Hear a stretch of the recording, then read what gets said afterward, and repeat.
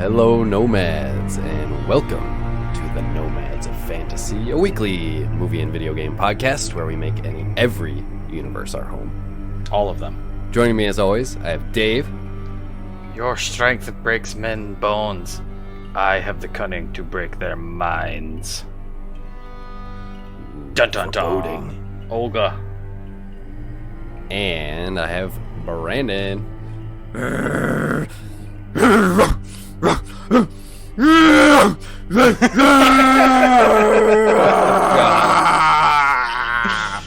That's gonna play well. That sums up about like 80% of the movie. All right. See how much you peaked there.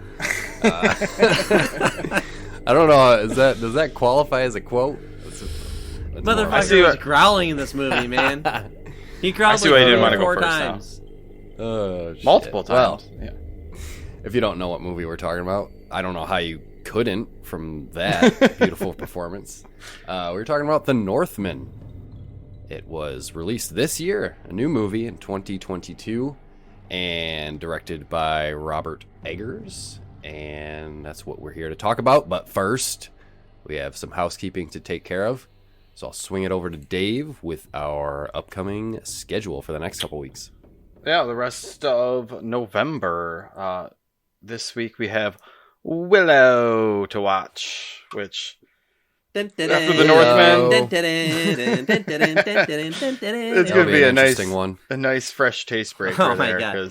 Well, you guys love that movie, and I've never seen it, so yeah, you get like a bad taste. You saw like the opening 15. It's a boring intro, I guess. No, so you get to learn about them, but you'll learn about. I'm excited. It's a whole new universe. But I believe that one's on Disney Plus. So, oh yeah, it is. It was the first thing I watched on Disney Plus. Yeah, it's an easy one to watch along with us. So, make sure you watch Willow over the weekend with the fam. And then after that, we're closing out the month with the Ask a Nomad special. Got a bunch of submissions coming in from the internet, from the Gmail account, from Twitter. But Eric, if they want to send some submissions, questions, lists, rankings, anything, any sort of question under the sun to us to discuss next week, how would they get those to us? Well, I'm glad you asked. You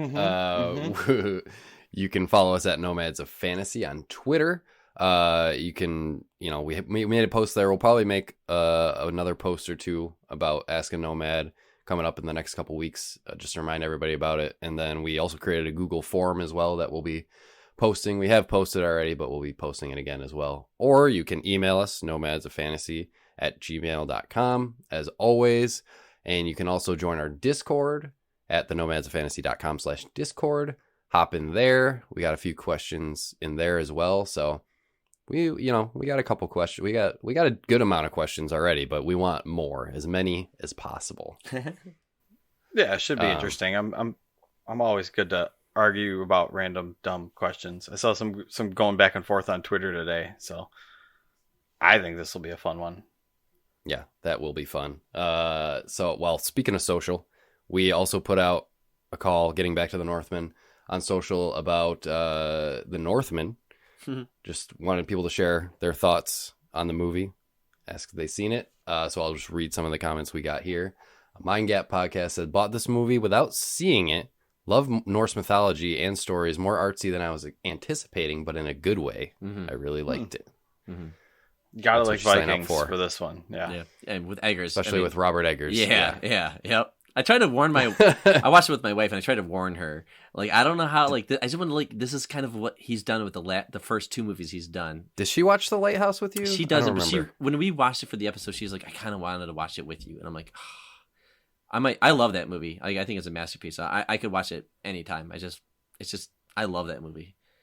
Plugging our Lighthouse episode. Go back and listen to that, because we also that was a fun one. That's one of our best ones, I think. Yeah, that was a good one. One of the classics. Just the sound production with that sound from the movie. That foghorn. Yeah, foghorn.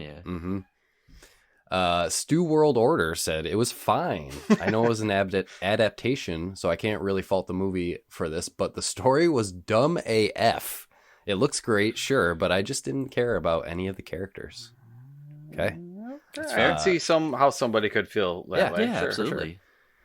Definitely, yeah, some mixed opinions on this one. A Gamer Looks at 40 says it's a beautifully shot and performed film that was lacking depth. Some of the shots could be paintings, but I never felt a connection to any of the characters, which may have been intentional, but after the richness of the lighthouse, it left me wanting. Still worth a seeing. That's a good comment. Mm-hmm. I like that one. Jolly for Real says, I will say I might be in the minority here, but I love the Northman, and my buddy though, who I was with, hated it. Only negative thing I can say is the ending was anticlimactic.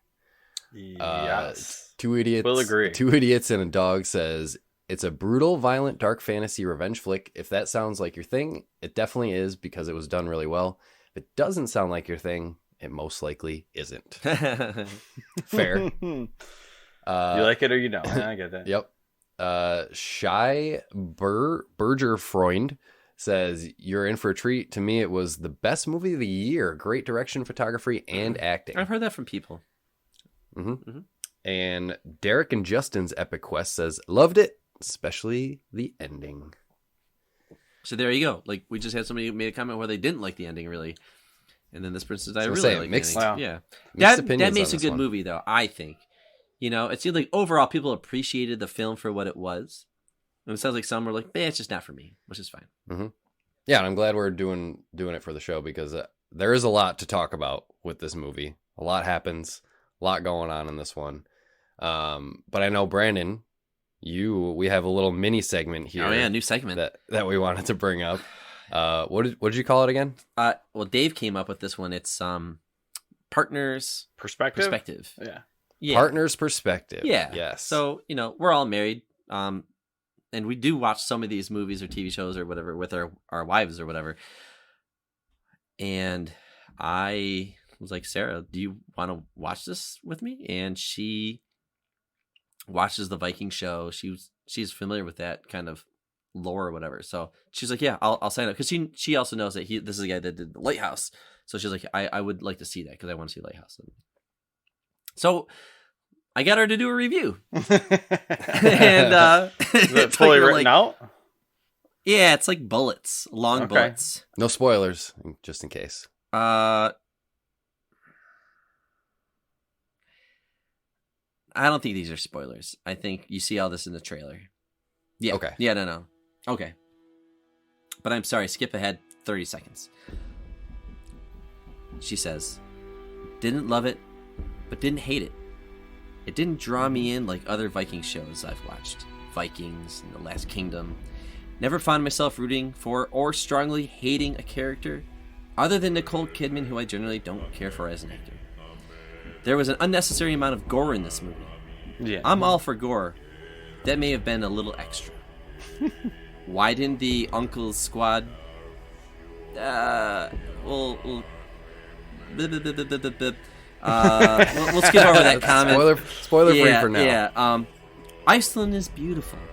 Yeah. Excellent camera work on the long take when they go in to pillage the village. And cinematography was really good. All right. Overall, I think she liked it.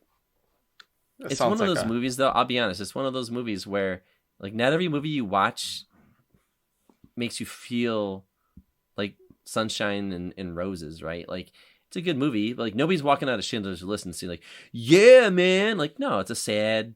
You got to be in the mood for this type of movie. But a good movie can be the sad. right mindset. Yes. Yep. All right, well, you had your wife's perspective. I also got a couple notes from my lady. Some of hers are a little spoilery, though, too, so I won't really dig into them, but her first note was too long. Too long. Take like a half hour off of it. She expected more of like a hero's story where she didn't quite like the ending of the movie. She also did take a nap in the middle of this movie. There was a little like fall asleep, and I heard some snoring, and I nudged her, and she got up and kept going, which I didn't really expect either. But some movies are harder to catch in or to get in there than others. So, no, it was really the ending that she had the problem with. She didn't really have a problem with the gore. I don't have as long and nice notes as your wife did, but she was more of a meh I don't think she would watch it again. She's not really. She's more into like the Hallmark movies rather than Vikings sticking swords through each other's faces kind of movies. So Right. Sure. Yeah. from the partner's perspective, it was probably like a 50-50 there. But I mean, Yeah.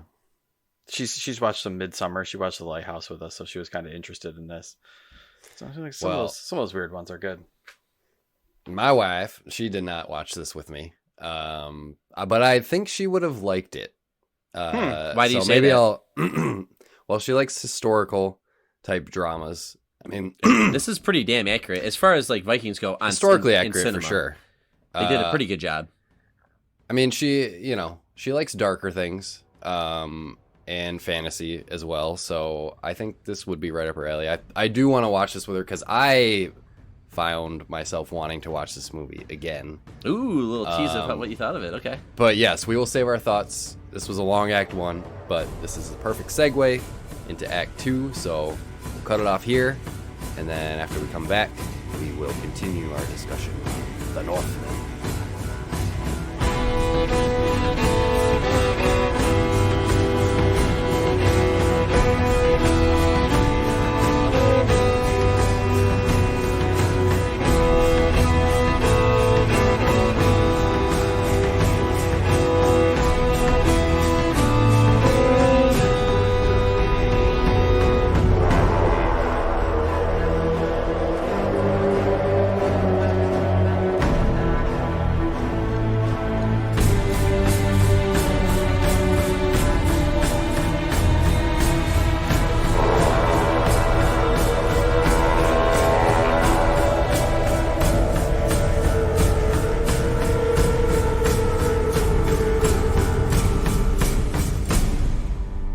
And we are back with Act 2 to talk about the Northman.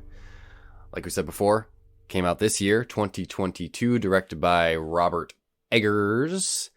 And interestingly, I mean, Robert Eggers has really only 2 films before this, The Witch and The Lighthouse. Yeah. Which both, respectively, The Witch was a $4 million budget film. The Lighthouse was a $9 million budget film.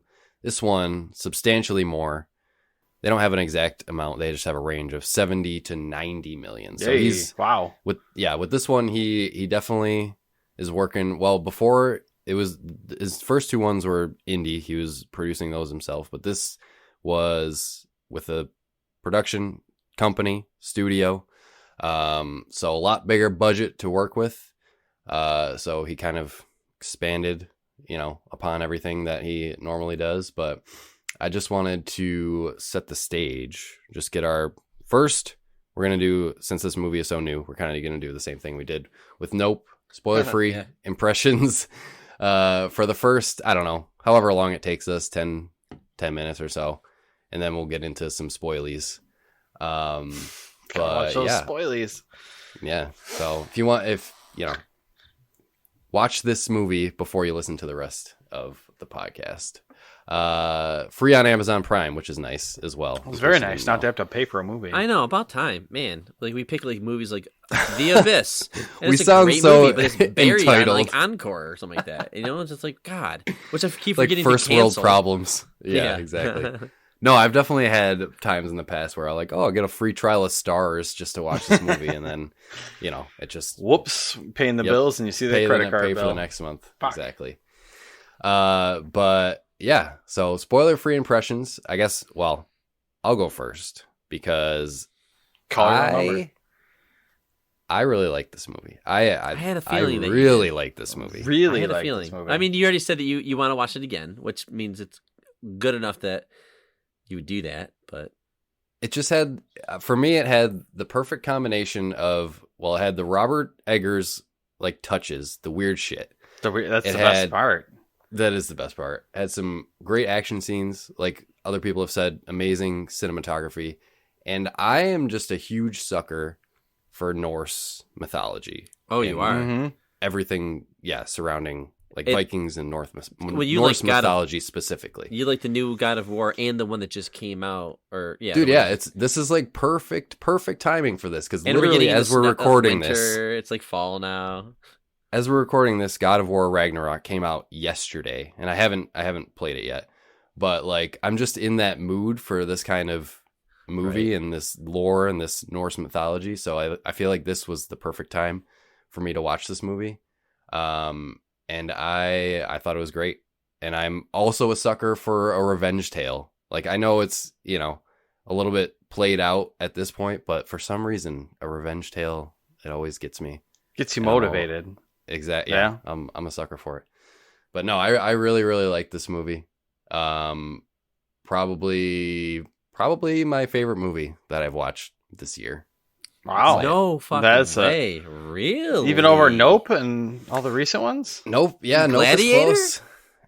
Oh, Oof. You watched Gladiator? It hits a similar note to Gladiator. Dude, this movie is A little bit so for similar sure. to Gladiator. I think that's probably why I loved it so much, because I loved Gladiator. Didn't have the charm of a Gladiator, though. Skyrim and Gladiator. And Skyrim. And Skyrim. I thought about Skyrim a lot. This made me want to play Skyrim really bad.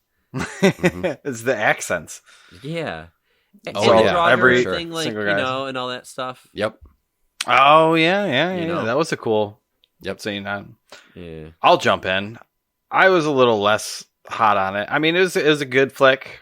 Cinematography is super cool. They had some super cool shots, like the shot your wife mentioned about them raiding the village in the beginning. Yeah. Like, they just got that long, slow pan, and there's just action going on and going between the houses and stuff. So, I mean, and the cast was fantastic. They did a lot of, great acting, great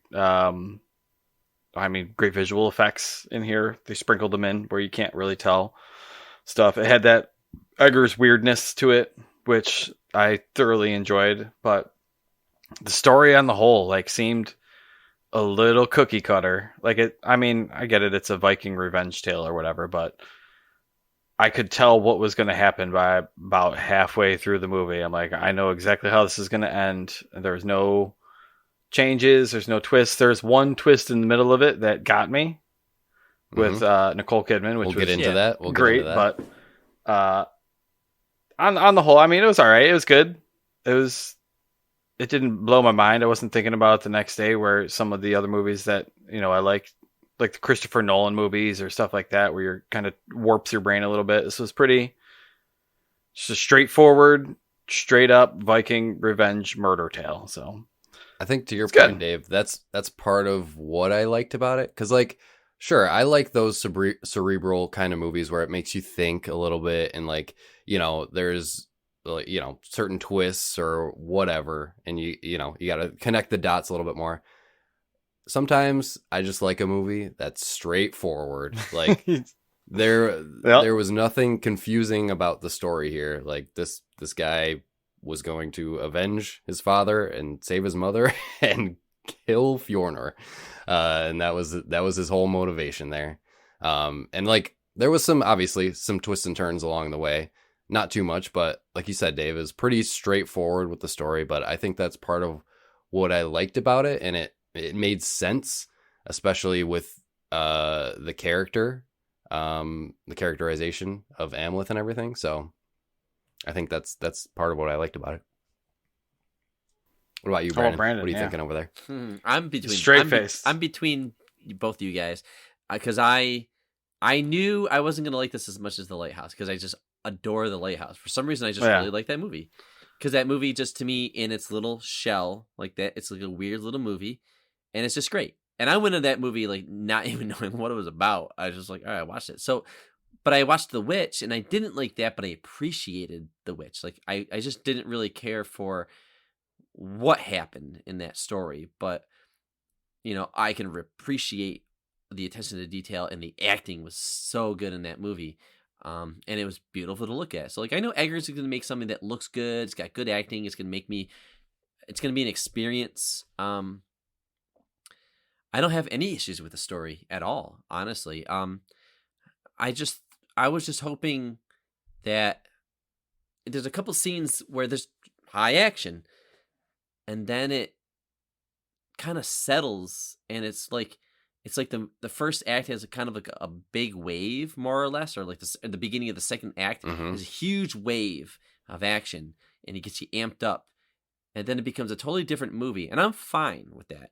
But that's what happens with me sometimes, where The Place Beyond the Pines, same thing, had an incredible first half of a movie or whatever, and then the second half just couldn't keep up with that opening thing. So like, to me, it loses a couple points with the Northman, because I think it was getting me feeling like the movie's going to go in one direction and it becomes something else, which I really liked. And I actually think, in retrospect, I think is actually the better thing. So it's not sloppy. It's just I just personally, The pacing, probably. I just didn't like that I was amped up, like howling and going into battle with my shirt off while arrows are coming at me, and then going into a very slow movie. It's pretty slow. Like, there's a lot of drama in the second half. In the middle, for sure. Yeah, I don't know. So like that tone shift was a valley, I guess, and whatever. It doesn't have to be action nonstop, but so yeah, other than that, made like, sense to me. I think it's a great movie. Like, I would easily give this like an A. Like, this is a great movie. Like, I will watch it again. And acting is good. Production is so good. There's some shots in this movie. There's just, I've never seen anything like that. And I love when movies can do that. So I don't know. My feelings towards the ending is I don't know. I feel like it ends in a way where, like, yeah, how else was this movie gonna end, kind of thing, So I'm fine with it. It's an Eggers movie. It could have ended a million different ways. Because true, who expected the end of the lighthouse? Like, that's, I don't know. And maybe I was reading too much into the lighthouse, I guess, and expecting like more weird stuff. I think, but one effect of that might be the studio. Which I was reading a little bit about the production of this movie. Okay. And like with the lighthouse and the witch, since Eggers was, producing those himself, like he had complete creative control and final cut on the movie. But for this one, he didn't, since he was working with a studio. So the cut before the studio stepped in and had the final cut was definitely a much different movie. It was probably more in line with Eggers' other things, but the studio stepped in and made it more, or I guess less confusing for the audience, right, because they thought it was too confusing on the initial cut. Okay. And that's what I want. Yeah, so Eggers basically said that, like, they cut the most entertaining version of this movie, which isn't always, the best version of it. That doesn't sound like a ringing endorsement. That was kind of as Director's Eggers' take cut. after Free Robert Eggers. after the Free studio Robert Eggers. had their hands in it. So he didn't have final cut on this movie, which might be why some of that Eggers magic wasn't as, persistent as it was in the lighthouse. No, I mean, don't get me wrong. There is some weird shit, and there is some really fucking cool shit, and there's a ton of beautiful shot. Like, every shot in this movie is fantastic. It's a great spot to. You have to watch this movie. Yeah. If you can handle some gore, I don't know. I've seen worse, but like, there's. I'm fine with the gore. It's like Game of Thrones level. It's Vikings. Yeah. God damn it! What are you thinking is going to be happening? People are going to be getting haircuts. I was gonna say, and, like, dancing. Yeah, exactly. Like the village raid. That one had me squeamish. I'm like, man. Oh, my heart Vikings, was racing, dude. Vikings are kind of fucking just dicks. Well, yeah, that's what Dicks they do, on man. boats. They raid villages and pillage and take what they want. But I guess this was like, Eggers worked with like historians and archaeologists to produce like the most accurate depiction of Vikings that he could for this time period. So what we got is pretty accurate to what Vikings were like at this time. Not a ton of As like far- huge sets or anything. As far, like, yeah. like you had the village that might have been like the biggest set, but otherwise, you're mostly on boats or out in the country doing stuff. So, which makes for a hot spring. Yeah, having some sexy time. Yeah, I mean, Iceland, that whole Iceland, whenever they were there was beautiful. Like, just makes me want to go there. It's really nice. And yeah, it was, I think they shot it there as well, but such good scenery, cinematography. Like a really stacked cast. Like, I didn't know. Like, I didn't realize that like Ethan Hawke is the king. Yeah, Ethan Hawke. Like that was badass. Got Nicole Kidman as the queen. And she's fantastic. Well, she looked weird in some like light. Some of the lighting on her face like made her look like a completely Especially different at the person. I don't know what was end. going on there. Towards the end, for sure. Yeah, but the Willem Fjolnir Dafoe, and of course. Olga were both fantastic. William Dafoe, yeah, I want more Willem Dafoe. I know that was one thing I will say I was disappointed about. Yeah, I made a note. Not about that. enough Not Willem enough. Dafoe. Not enough because he's so fucking good Mhm. in Nuts. The Lighthouse, where I'll go on record and say that is the best acting I've seen out of that actor is in The Lighthouse. I think he makes that movie, and I was expecting. I think and he the he character was strong in this. I was gonna but- say the character he played, I think he nailed it, but I wanted more of him. I wanted to see more of him.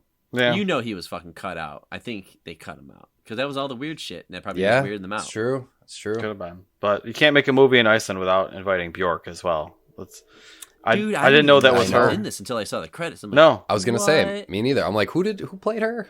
And She was like the- the fortune teller, the yeah. sorceress chick. Yeah, But- so that was cool. yeah, she uses her crazy Iceland accent to good effect, and it was creepy Yeah, it was as great. shit. Yeah, dude, it was so good. I know. It's like looking at my wife. I'm like, you can leave. Like, this is kind of creepy.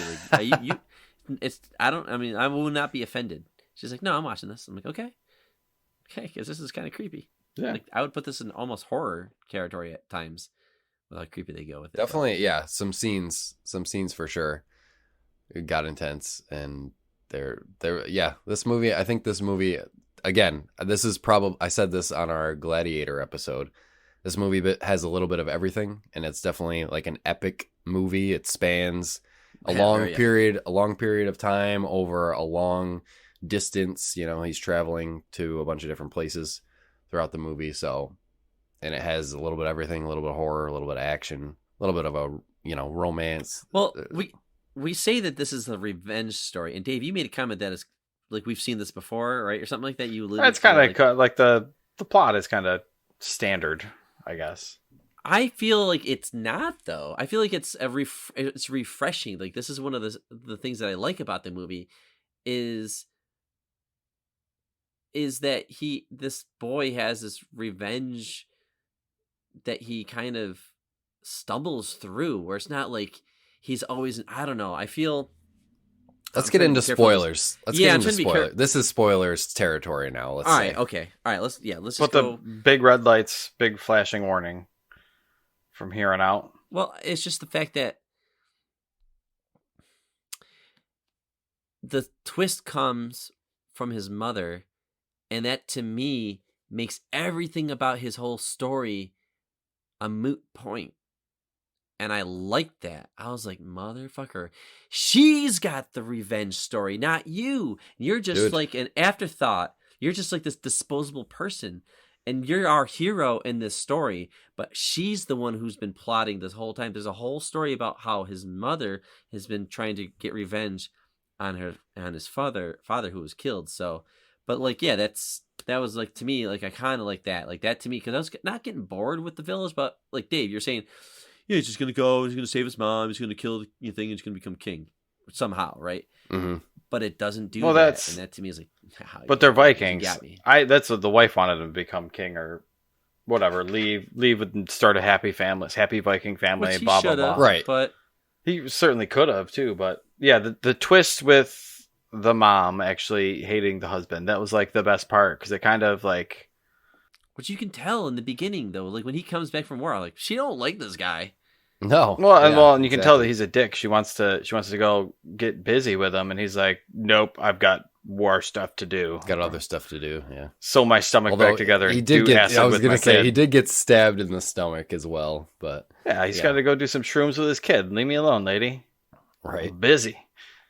No, that twist is what made this movie for me for sure. Because yeah, I think that's what they lead you to believe. You know, like this whole movie, they keep repeating that same quote, and that's like the entire plot of the movie. I will avenge you, father. I will save you, mother. I will kill you, Fjornir. Right. And, It's like Arya Stark. Like I'll Exactly. just say this over It's and like a over again. one-track mind. That's his mission, and Got that's my what he's list. gonna do. Yep. And then when it actually comes to that point to fulfill his mission, like it just gets completely turned on its head, and he doesn't know what to do. He doesn't know how to react to that, which I think was a really, really good twist. And like the thing that cut so deep for me of what his mother said to him was like, because he was like, but you were screaming when they were taking you away. And she was like, no, I was laughing. And I was like, oh, Which I kind of want to see that again, because I don't. It sounded like screaming to me. It's more like There what was, remember. I guess, I know. yeah. If you do rewatch it, she's yeah. just selling. She's just selling it. I mean, right? She could have been putting on a little thing, but then like kind of laughing while who knows? It's like a laugh scream. Yeah, whatever. But no, it's So the twist was definitely what made it, like you said, Brandon, a little bit different twist on a revenge tale, because it could have easily gone like, yeah, he saves his mom, he kills Fjornir and everything, everybody lives happily ever after. But obviously, well, especially with an Eggars movie, you're not expecting a happy ending. And she says it, that like he's just like his father, like, and that's like he's got that one track mind, and that's what he's gonna do. Like he's gonna he's gonna kill, and that's what he's best at, I guess. What he's born to do. Yeah. He's not gonna become a pig farmer and go live in the hills somewhere. Like he's gonna murder and pillage. He had the opportunity. He had a blonde babe. That's why I think the ending is so good, because like it's not in his character to just go off with this woman, start a family, and live happily ever after. But he planted his seed though too. Like that's what kind of like he did. Right. Yeah, exactly. But like he couldn't have lived knowing that, his business, the thing that he had been working his entire life for, was unfinished. He wasn't going to let that go. And I was like, at that point I knew he was like, there's no way he's just going to leave and, go off and live a happy life. And I'm like, this, I knew that the ending, it wouldn't end well for him. Yeah. He was really making I don't know. He was taking his fucking sweet time with it too, though. Like you knew something was going to happen. Something was going to go wrong too. He's like, I could kill my uncle at any time, but I'm going to fuck with him for a while, and I'm going to start torturing him for like... I thought that stuff was cool. Some of those were super cool, yeah. I like that. And who doesn't like that? Who doesn't like that the bad guy knows he's going to get his comeuppance, but the good guy is like kind of doing some fucked up shit to get under his skin, And one by one, he takes him out. And that stuff is always so good. Love that stuff. Yeah, one of my favorite parts. We're jumping all around now, I guess. That's fine, yeah. When him and Olga spike the soup with mushrooms. Dude, I know. Like that was ripe with... I bet you there was definitely some cut scenes from Eggars in there, because like that's just like such a good way to fuck with with your uncle, and then start murdering people, and everybody thinks that they're going insane and crazy and all sorts of fun stuff. So apparently Eggars wanted a lot more nudity in this movie initially, like that the initial raid on the village, it was supposed to be, he wanted most of the men to be like nude, because that would have been more accurate to the time. They go naked raiding? Yeah, naked raiding. I mean, think about Sword, shield, and nothing else. Nothing else. Yeah, nothing else weighing you down. Huh. And that last fight as well, he wanted them to be naked as well, but whatever. He just the studio again stepping in to kind of prevent that. And I love it. But I like the conversation. So, Robert, like, can you sit down for a second? We want to talk about something. So, we all were talking, and all the stakeholders, we all really feel strongly that maybe not everybody's naked. Like, yeah, like, well, how many? Like 90, 10? More like none. That was just general rule. No male frontal nudity. Yes. Yeah. There's a little bit of boobies, but they're sprinkled in here and there. Not really though. Yeah, and not you're not watching this movie to get in a horny mood. No, definitely not. This is like the opposite. You of could like be rape and shit. No, unless you're fucked up mind. But so we talked about how like this movie is gory, it's violent, but it has like beauty in there and all that stuff. And I love that. I love a movie that can balance like the beauty of things, but also like the evilness of like what man can be like. With these Vikings, they're like constantly just killing people left and right, and your life is so disposable. But I do love how Eggers can just make a movie just beautiful the whole time to look at. Like from the opening shot, like you're just kind of slowly going to this village, and I thought that village was great. Mm-hmm. I didn't know, like at this point, I didn't know anything about this movie. I watched no trailers, and there's like a king showing up, and I'm like, this is like Skyrim the movie. What is this? This is so cool. And the way they kind of have you go through the big like lodge or whatever that. Yeah, it's the hall. The longhouse kind of thing. It's very, very Viking. Is their great I halls. love that stuff, man. Mhm. Like I love old stuff in general, but you don't see it too much. But I love Skyrim so much that Dude, yeah, a lot of it just reminiscing. made me want to play Skyrim, and it was just cool seeing this take, because I don't watch the TV shows like at all, but this was just cool to see, and I thought the production was great, and the way they acted and talked was just really cool. I don't know, it wasn't like Game of Thrones or anything like that, where like, oh, somebody's gonna like backstab somebody, but just I felt like there was some tension in there, but it was so buried underneath all the formalities that they had that I was like, something's off though. I just couldn't figure it out at that time. I know. Yeah, I love that too, Into because the I didn't know where it was going in the beginning. Really, like again, I didn't watch anything either. You can like, tell the trailer king I'm just does the not opposite have a there. relationship with these people. Like, right. I knew exactly Maybe. what was going to happen from that longhouse because where's your brother? Oh, he's not here right now. And then when he shows up, you hear like dogs howling or something like that, and you can tell like the Hound in Game of Thrones, like he's not. You can tell as soon as he walks in the door, like he's not trustworthy. He's coming in with he's a dirty old dog, and that dog is going to murder the king. It was pretty obvious from that immediate point. I don't know. I didn't pick up on that. Yeah, I was just like, Yeah, I guess I didn't either. I knew that there was some tension there, but it's his brother, and like I don't know, they haven't given us any reason to suspect this yet. But the way he like treated Willem Dafoe, and he comes out and he like makes a joke. Oh my god, I was just like, that's Willem Dafoe. Yeah. Yep. I can't wait. Thank you, Father. My king. Fiona.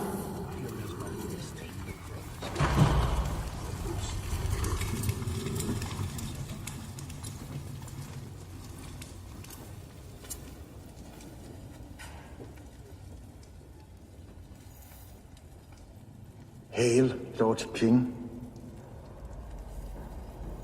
Furnish this fierce-hearted slayer of men with some drink, that I might drink to him. Accept my cup, kinsman. Lady. Look how the Queen's cup grows wet for more men than her king. What metal might buy a fragrant sip? Sweet silver? Silence, dog! By Freya, you slander your lord and mistress. Please you, brother. 'Tis but a jest. A jest. Hamir keeps a foul tongue, yet I keep him as a deep-sworn friend. Come, brother. Here's one more in need of your safekeeping. Yeah, needed a lot more of him, but I mean the whole. I mean that was probably one of the definitely the most Eggers scene in this movie was the whole Vision Quest initiation thing with the king and his son. What does he say? Like the king, he says to his son, "It's just like right before he goes in, like just do as I do." Follow and me, he dude. just turns it. Yeah. Starts acting like a dog, and the Yeah, kids they just just start barking instantly like do it. dogs. Whoa, that was quick. Right? Not afraid. I'm nothing. Do as I do.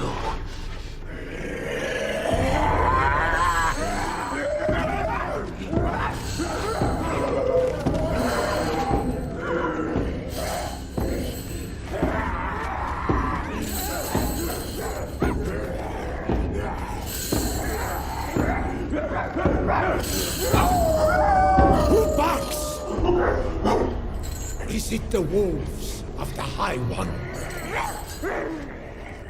Or is it the barking of the village dogs? they're all drooling all over the place, and they're getting fed out of bowls. They're getting fed like, So those Acid bowls. They had some kind of Yeah. right. Knowledge. and then they start tripping balls. Live and die Definitely in some honor. sort of drug, some Be peyote that or some was shit. slain, and in death rewarded by the Valkyrie's embrace. The warrior maidens will carry you to the shimmering gates of Valhalla. You are dogs, that wish to become men. Prove you are not a dog.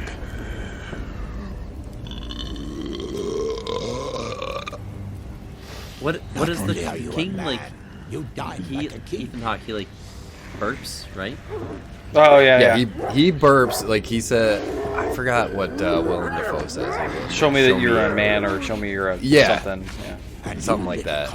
And then he burps, and then fucking Amleth just lets a fart rip. It's like, yes! They're all hyped about his fart. I'm like, oh, this is great. Yeah, so good. Yep, I was like, this is what I signed up for. I knew this was gonna happen. With this scene, so weird. It was great though. They did some really cool stuff with like the face too of Willem Dafoe in that scene when they were all tripping and stuff like that. That was really cool. I guess he was acting like Odin or something. I don't know. Yeah, there are a lot of those like close-up shots with like just the face and then like the dark background, so you have like just the focus on. The lighting was super cool in there, where it's it's just a little campfire in the room, so everything's kind of dark and smoky, and it's tripping balls in a hut with Willem Dafoe.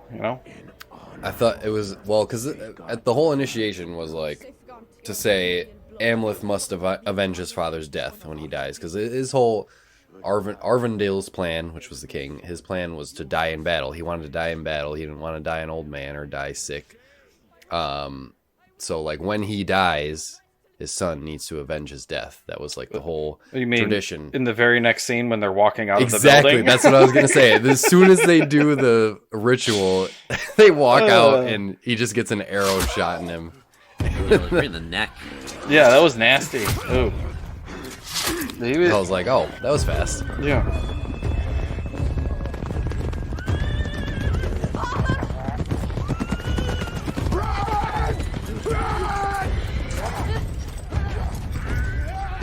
He's a pretty good fighter, though, you can tell, because he has like 3 took, arrows like, in him. yeah. And he's fighting off people. Like, pretty good fighter, but And he's not going to survive. Him and Boromir. He also had like 3 or 4 spears in him, and he was still alive, kicking. Oh, yeah, when they were doing that, that was, yeah. He only actually died when he got decapitated.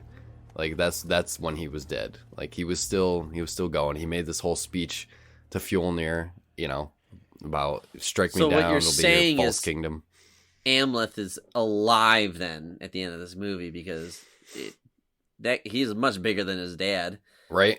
And he got stabbed a couple times in the back by a kid, cut in the arm, stabbed in the chest. Well, he did get stabbed through like the heart, so yeah, he's or probably... Yeah, that'll do it. Yeah, probably. Well, yeah, I also like the recurring nose guy character. So in the beginning, well, right yeah, after... but why did they let the kid out? Like the kid, they were going to kill the kid. Why did he get? That was the part that I omitted from my wife's review. Is like, why did the son get away? Like, I think he just wanted, well, because because they're pretty good shot with the arrows. They could have just taken the kid out. He cuts the dude's nose, like that one guy that had him pinned down. He cuts the dude's nose off, and then he runs gets away. Caught, yep, and he cuts that guy's nose. Yep.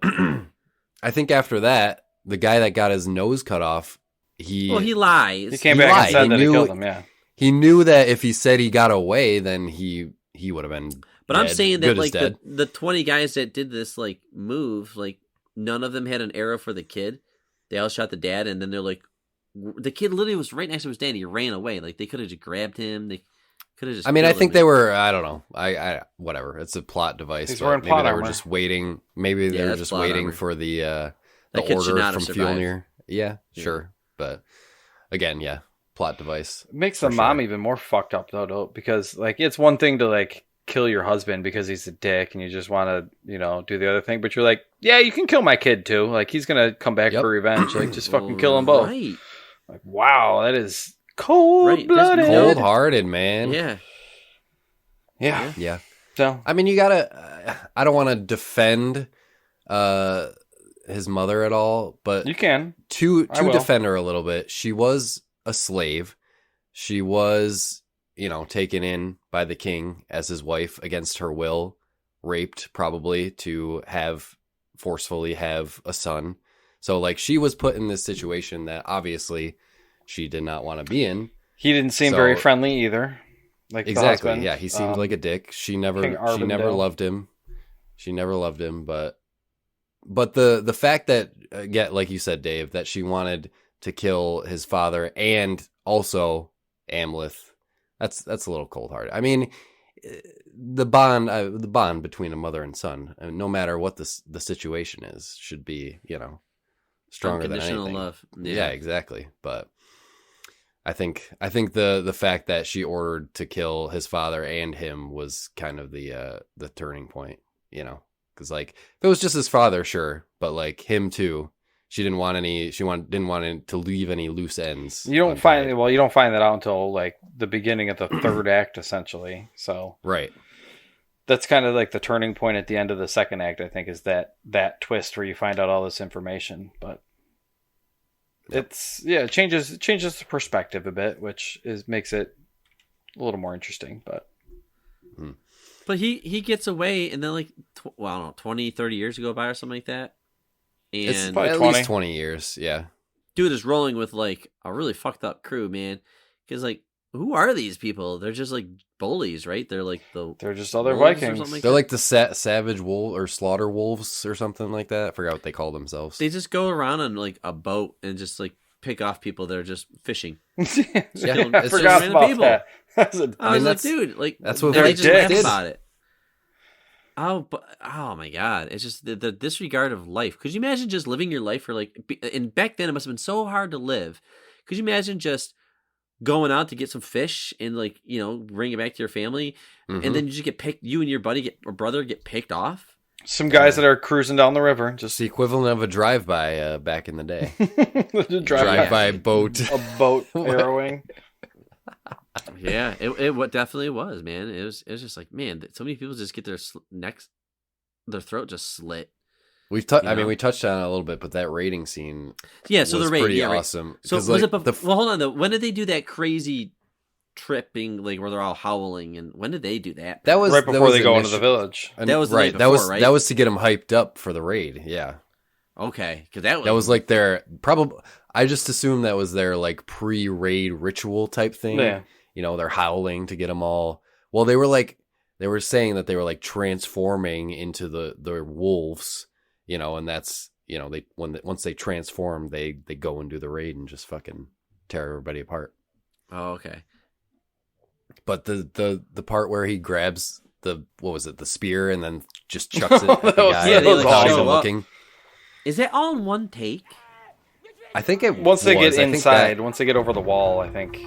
I don't think there was any cuts. Yeah, like when he actually makes the run, he goes up to it and he uses his axe. He starts climbing up. I think once he gets over the wall, yeah. Because they switch. I think they switch when he jumps down onto the guy on the horse that's riding by, and then they start panning to the right, and they do that long pan to the right.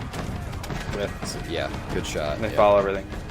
Yeah, dude, that was so cool to see. Like he's like walking through, and there's arrows going by. I was like looking in the background more than him actually. I was like, how are they knowing? There's like some really cool things where he's like walking right in front of the camera, and in the back there's like other Vikings fighting, and then the guy turns around to open the door to let everybody else in, and the horses run through, and then he goes around. The main character goes around this house.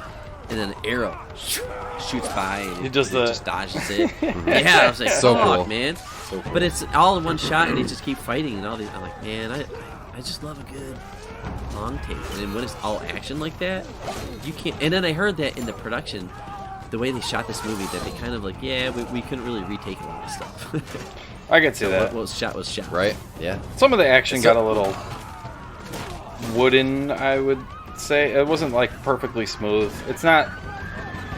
I mean, obviously they're Vikings and they're just kind of brutal, animalistic kind of fighting, but it's not as smooth as or polished as you would see. It's it's not wire fu from the Matrix or like overly CG'd stuff. Why would it be though? I think that makes I know. sense. Yeah, it's raw, But it does. I don't know. It felt a little wooden at times where. Like, you can tell somebody's going to attack, and then he just puts this thing up in time. I don't know. They were really good. They were good scenes, but the fighting was a little. I did notice that a little bit. Yeah. Not to take anything away from it. It was pretty raw and awesome. Yeah. Right. Oh, they got like a kid in the background. It must be like an 8-year-old kid. Mama, mama. And like, where are they taking this kid? No, we're just gonna burn that house down, and our hero's just like in front of it, like. I was gonna say it's weird. Anybody else to kill? Oh, I mean, man. they're Vikings, but they do have their code. They don't kill women. Those are the only people they'll kill like they an don't 8-year-old kill. kid. Yeah, they'll kill the men and they'll round up the kids and put them in a fucking house and burn it down. Well, they but need they slaves. don't kill women. Yeah, they need the slaves and they need, They need more. Action. They need to make more Yeah, Vikings. exactly. Yeah. Yeah, exactly.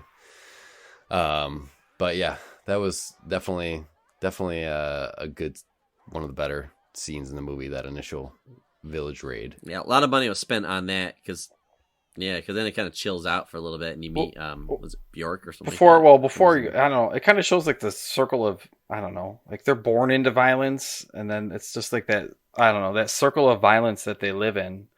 And I mean, we eventually get to it later where like one of the main themes is like choose your family or choose revenge. Essentially, that's when we get to the witch scene in Bjork in the very next one. Oh, okay. And basically, the one thing that's kind of weird is like she lays out the entire rest of the movie right there, and everything she says comes true, which is. I mean, she's a fortune teller, so I mean, yeah, makes sense. Well, like, she says like you're gonna fight and kill your uncle in the river of fire or something like that, and I'm like, oh, so we're gonna fight by a volcano later. That's cool because that kind of shit's gonna happen. And like, well, I don't know. There's no twists or turn that get around that essential thing. Like, so he's gonna live. He's gonna get uncaptured, and he's gonna go jump off the boat and go fight his uncle. Like, it's all. No, but I like what's that coming. because that plants what you are expecting, but the whole thing with the mother comes out of nowhere, and that to me is just like, it's like, how am I supposed to root for this guy? Because like all these people are not really, like, nobody's good. No, like the mother tried to have her kid snuffed out. He goes around killing people and pillaging places. That's true. Like, there are no heroes in this. I was gonna say story. it's a tragedy for sure. There's no happy ending for really. Well, I guess you could argue that Olga gets a happy ending, sort of. Yeah. But she was the only one. She was smart though. Like she knew that this guy's strong and he's my ticket out, and I'm nasty with like spices and herbs and whatever. The earth gods, an earth witch or whatever you want to call her. Mm-hmm. Yeah, Olga of the Birch Forest, as IMDb calls her. The Birch Forest. I'm trying to think when she comes in because like she's a good actress. The pillage. She talks to the fortune teller. It's when She's he a slave. lands on the slave ship is when he meets her. Well, that's right. Because he's with his crew, and then they like are talking about his childhood area, and he's like, "What?" And he's like, "Oh yeah, that king, like Fjolnir. They killed your." Yeah, Fjolnir, he didn't even last long as king. They started laughing because like somebody else bigger came through and pushed him out, and he became a farmer. And he's like, "What?" So he's like, "I gotta." He learned that he was in Iceland or whatever. That's where he had to go. Did he forget? Amleth forget his revenge story, or no? Or he just was like he abandoned it. He abandoned it. Yeah, that's because he. I think there's one point in the movie. I think that's the whole point of the fortune teller scene. She's reminding him of his vow that he took to avenge his father's death. Because after he escaped, he just kind of abandoned his old life and everything and whatever, joined this fucking savage clan. And then, the fortune teller is the one that reminded him, like, hey, you have this vow that you took to avenge your father's death. And that's kind of when he kind of kicks into gear and he's like, oh, shit, I got to get to Iceland. He got the new intel and he's like, all right. And then he brands himself. That's his hair. One other, it's another plot device, but it's just something I noticed. Like, how did he know there was a ship leaving at that exact time that was going to the exact place he needed to go? I think they said that they were sending slaves to Iceland for something. That might have been why they were bringing it up. It was just an offhanded thing. It. Okay, I do like they do drop ravens in throughout the movie. Whenever Odin's eyes, baby. It's super cool to see like that kind of little touchstone. The animals in general. Yeah, we didn't get like they felt spiritual. The Indian warning of no animals were harmed during this film. Like I think they're all CG. All the Indian flicks do, but there were some animal deaths, I guess, here and there. But seeing the ravens not as and much like as the people.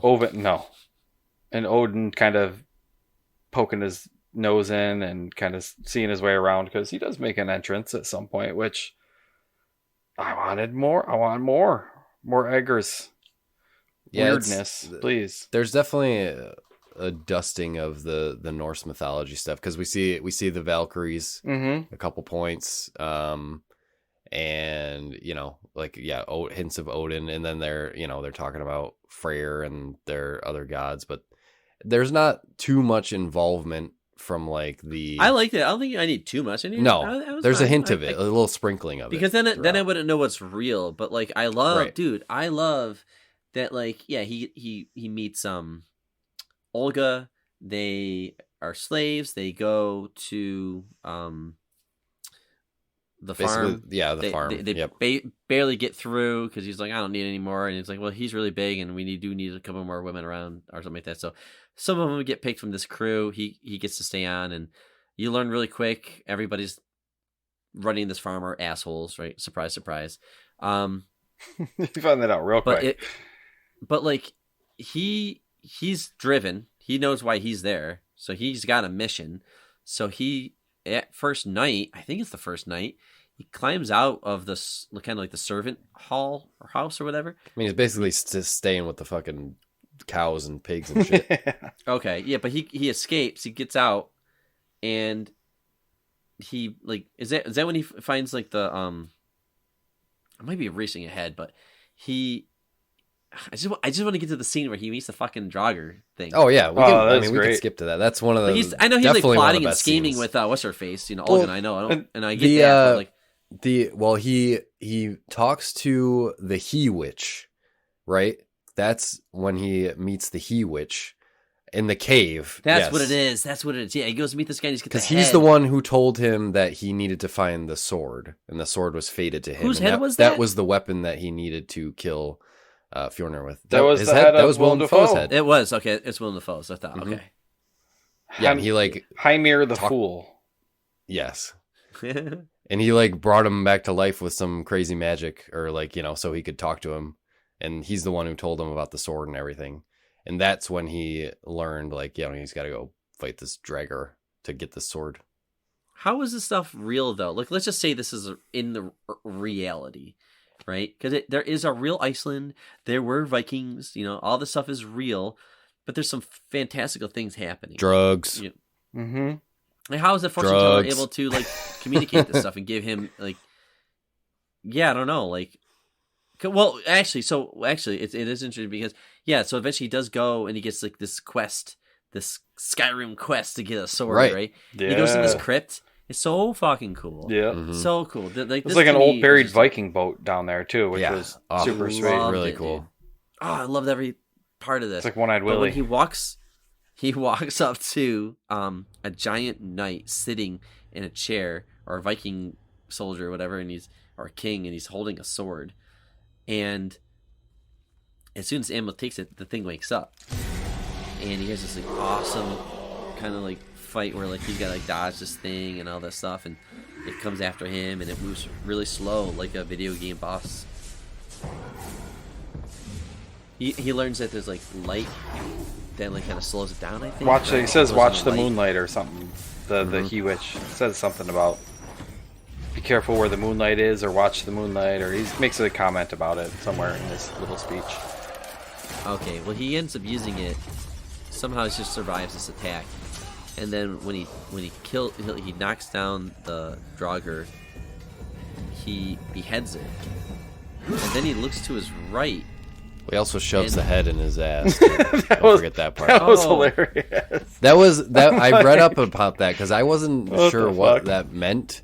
But apparently that's like one of the ways that you make sure a Dragor is completely dead.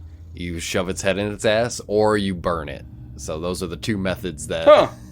Because even if you like behead it, it could come back to life. Unless it's smelling its own ass. Just some Norse mythology shit. Oh. But he looks to his right, though. He looks to his right, and he sees him there again, and he just grabs a sword, and then he just leaves, and he opens up, and he walks away. How'd you interpret that? So that, to me, is like the director saying, here's what's really happening, but like there's some, like... other shit happening where like it's just artsy. I don't know. What did you guys think? I don't know. It was a weird one because I was like, did he like maybe he was just imagining how that battle would have went in his mind, you know, He's or just pretending. yeah, I don't know. I don't know. Or it's weird. That's one of those Eggers scenes that's like, Yeah, what you the don't fuck know. just happened there. Yeah, you don't know what is real. It could have been what he thought was going to happen. It could have been if he died in his dream, he would have just collapsed right there in front of the Draugr and been really dead. I don't know. It was definitely a super cool scene. Like that was one of my favorites in this flick. I was like, if they ever make a Skyrim movie, like we found our director, Right. That would and be it has to look like badass. this scene. And the idea of the night blade and everything, like you can only use it at night. You can only unsheath it at night or at the gates of hell. Is that what it is? Okay, that was such a cool idea. Yeah, because you see him try to unsheath it, like because there's a point where he has the sword and like dawn just breaks and he tries to unsheath it and he can't. And there's a couple points where like somebody else. I know it's the other sword. guy. Oh, yeah, one, with the missing yeah. nose. Yeah, he's trying to get it. He's trying to unsheath it and he just fucking throws it away. He's like, what the fuck is this thing? But yeah, you can only use it at night or at the gates of hell. So that was a cool idea. Yeah, for sure. Again, that's like a Skyrim weapon, you know, like a weapon effect or something. You can only use this weapon at night. That's so cool. Such a cool So concept. I love Cool that idea. shit. Yeah. Yep. I love it.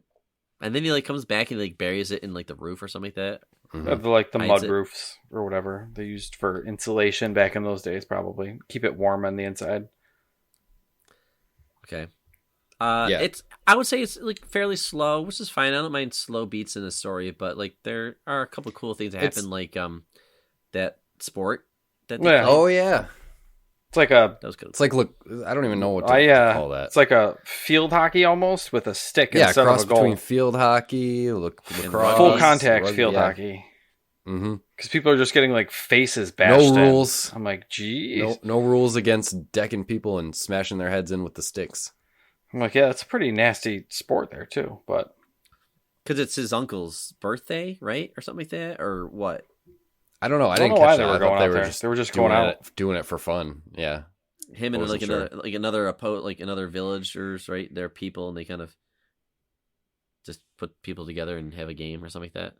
Yeah, I wasn't exactly sure. And I didn't know why fucking the little kid ran out on the field. Well, Like he's a really into dipshit. it. He was like cheering on. He was like screaming, and he just got so into it that he grabbed the ball. But like, I guess it's sacred that like all bets are off. Right. So when the kid got it, nobody went there. Nobody made a stink about it either. Like the kid, like I mean, they were yelling for him to stop, but they didn't go and physically try to stop him or anything. right, yeah. And he gets decked by the big guy. they did make a mention like you saved our son or whatever like that. Like it would have been probably fully justified for him to get his head smashed in right there because he's the big dude is about to just take the ball and just like bash it into the side of his skull. Yeah. This is what you get, you little shit, or something. I forget what he says like that. But here comes Amleth to save the day with his forehead and just pound this guy into a bloody pulp by headbutting him about Oh yeah, headbutts 12 Yep. times in a row. Gives him a good baker's dozen. And then he walks off and sits by like the stream or something like that. He's done. And they're like, "Wait!" I thought the kid was dead, but He just got Yep, decked. he woke up. knocked out. One silly thing I thought through this entire, from like the end of Act 1 through all of Act 2, is like all these slaves they're getting from these villages are all just like malnourished fat little farmers, or they're like skinny little people that haven't had food in a while. They're like, oh, this one dude is completely cut and super giant and bigger than everybody else in the entire village. Oh, the Viking. Yeah, Amleth, like, he's like, you know, he's raiding villages shirtless with, you know, completely sculpted abs and everything like that. And they're like, Right. Right. Yeah. Yeah, How'd this they dude's a capture slave. this guy to be a slave? yeah, he's good. He's good. And he checks out. So I'm like, I thought it was just silly that nobody like recognized that like he was a Viking. Because when they first brought the slaves there, he did like this barking thing to like get his attention. Like he was like a wild animal or something like that. Oh yeah. Right. Which- I remember that. Yep. I don't know. It's kind of I think that would be a very Viking-y thing to do. But I don't know. I thought that kind of was a little weird throughout that whole camp village thing, that like nobody actually called them out or like asked them about it. Like, hey, why are you a farmer and you are the most giant human that we've ever seen? I mean, Fjolnir, is it Fjolnir? Yeah. Is that his name? Mm-hmm. He says, like, if you ever fuck with me, I will kill you. Yeah. Right? Mm-hmm. He probably says it to all his He already slaves. sized them up. He Like, was there's something- suspicious. I mean, he was suspicious of it. Yeah, for sure. Yeah. From the beginning. But yeah, I don't know. Maybe he just was getting jacked from all those years of slave work. That's all those hay bales. Yeah, it's like, it's... I just got to be devil's advocate. I can't. Oh, No, I that's- mean, Alexander Skarsgård was a fucking cut in this movie, man. He Super was, cut. oh my Holy god. shit. God, it was Well, huge he in worked. this. Well, he worked worked out 6 days a week for 6 months or something to get into physical form for this. Oh, movie, that's it? but- Jeez Louise. Oh, that's it. Oh, just But yeah, he was wow. He was looking crazy. Yeah, he got into his role. Like, I mean, just the acting out of him, like throughout it, like the animalistic howling at the moon when he gets. Oh my god, when he gets, he was incredible. I guess this is probably after the game that we're talking about, when he starts. He gets a little bit of credence with the family there. They're like, all right, now you can start being like leading the slaves instead of Becomes like like a just slave being manager. And you can have sex with your choosing. Of Right. course, he's got his friend. He's like, hey, you want to do this? And those two like start like bonding and all that stuff, which we all saw coming a mile away. But yeah, Of course. yeah, you got some leverage out of saving that kid's life. Yeah, and then You're giving him some power. And then I think that's when he They got started some messing additional with people, privileges. essentially. But Hmm. Yeah, I mean, not too long after that was Olga's crazy mushrooms. That Yeah. whole fiasco. That's where she finds the mushrooms, is when they're doing it in the forest, I think. So Hmm. Oh, Yeah, she's you're like, right. yep. She's like, these will do some shit, and apparently they're mushrooms that just make you want to stab yourself in the neck. They must have been so fucking strong, dude, that you wanted to end your life. well, yeah, they were probably Well, they thought tripping that real hard. Well, because the whole scene was like they were looking at this point they thought there Well, was hold on a something second. Is supernatural going on. What? When did they do this? And when did he do the killing with the It sculpture? it was right before When that. did These were all like After the match, I one think. after another, because this was Yeah. was the chapter of the Nightblade feeds, which I thought was cool how they broke it up into like these. I do different- like those. Yeah, I thought that was. I love that. So this was the Nightblade feeds, was where he started doing all the killings. Because this is where right after he got the sword, and he has the weapon now, so he's gonna start messing some people up and messing with Fjolnir. Because I think the first one is the one where he cuts those boys up and makes them into a horse, right? Dude, Something that like was that, so yeah. fucked up. The way he did that was so dark and menacing, and Mhm. he just went in the room, and they just came in and he just killed them. Oh yeah, And then the son of Fjolnir comes out. I guess it would be Amlet's cousin, but he's just like such a fucking bitch. I think he should have gotten a worse death. But Thorir the Proud, He, I believe it is. Thorir, yeah. yeah, he was all like "Rrrr," angry about his like friends being killed or something like that. But then the acid trip happened after that, right? Yeah. I believe so. Yeah, Yeah, it was. Yep. And that's when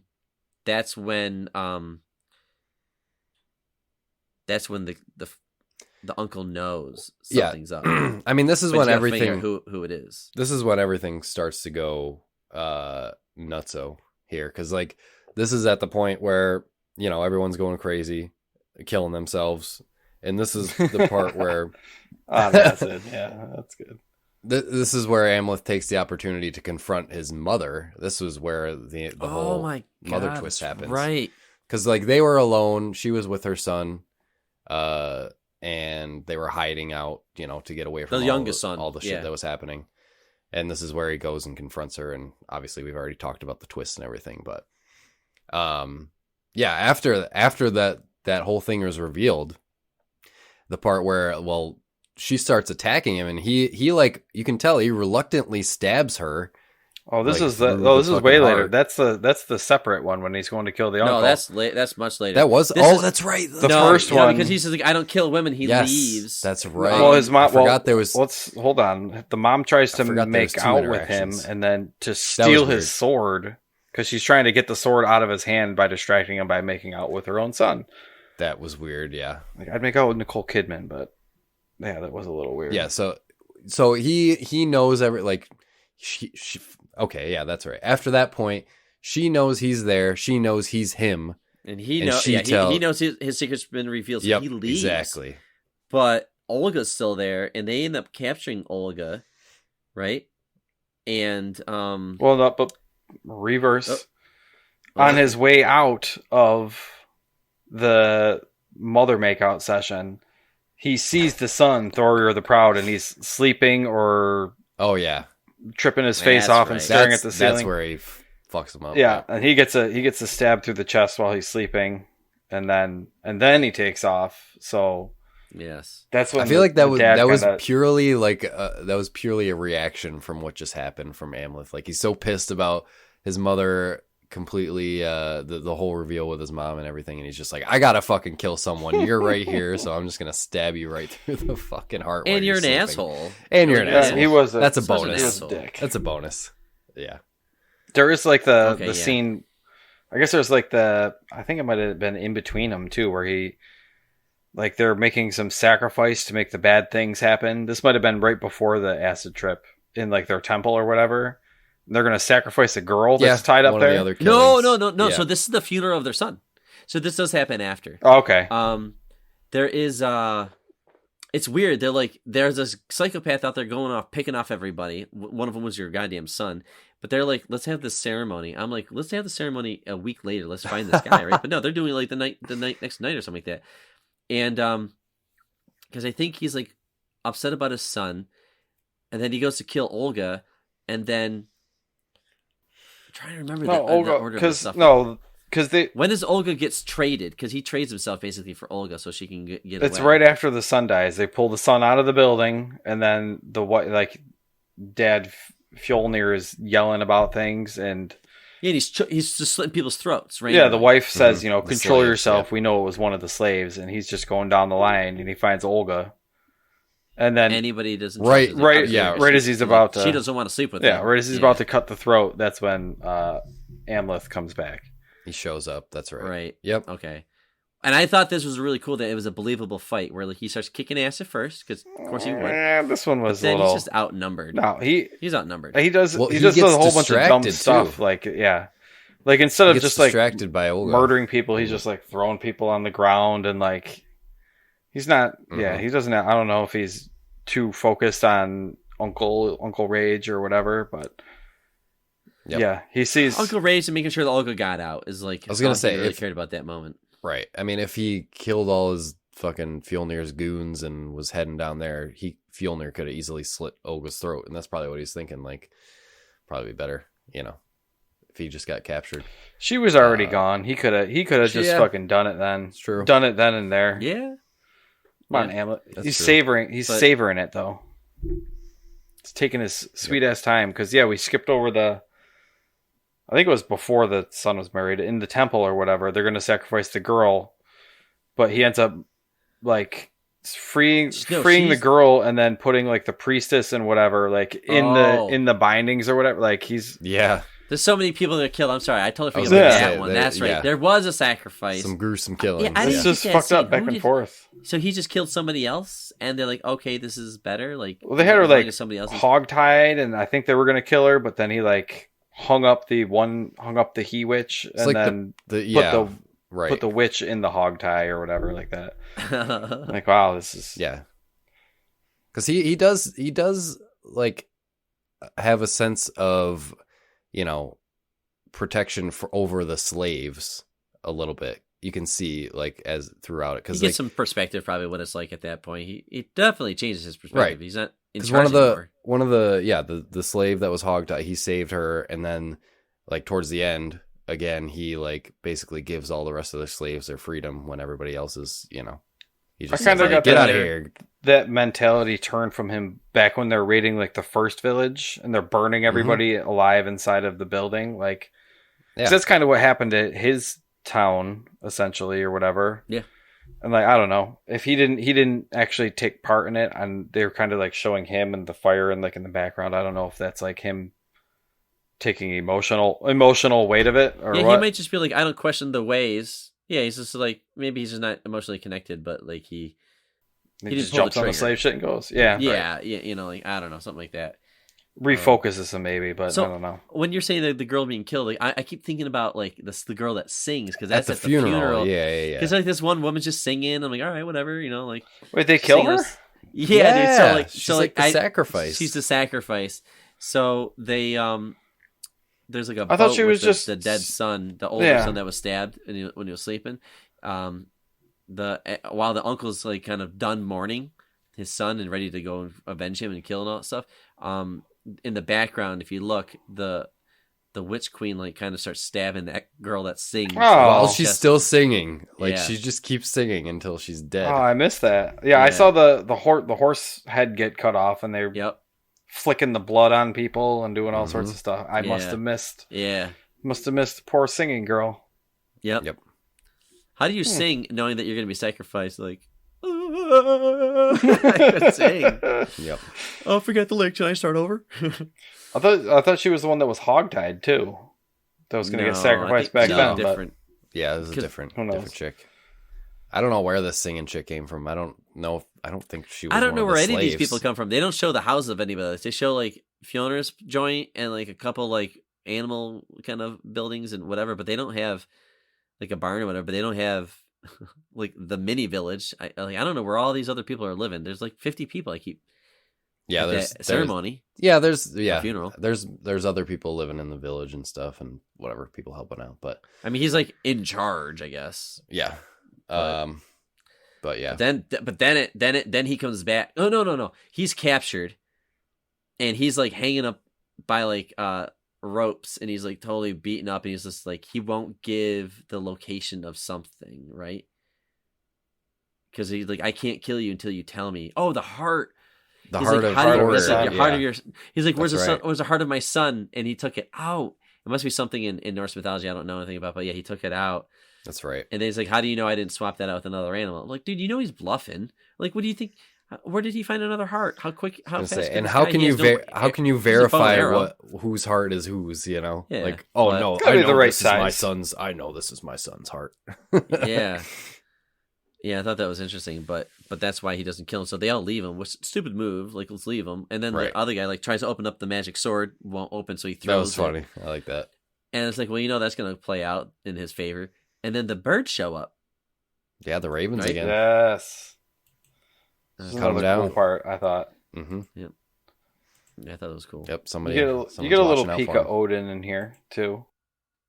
Yeah. he's what- like, which he. get off your ass and get back Yeah, at I don't quite look. I think at that point he was like, father, you know, like he was thinking that maybe his father was the one that sent the Ravens, but I don't know. Whatever. There's gonna be a couple different interpretations. Well, there. the ravens all show up. They peck at his things to get him down to the ground, and while he's laying there, like you see, like big ass old Odin just standing there with ravens all around him. So Oh, Yeah. that's true. Yeah, that's right. Odin's Forgot just about kind that. of he's watching. He's always watching. He's always watching.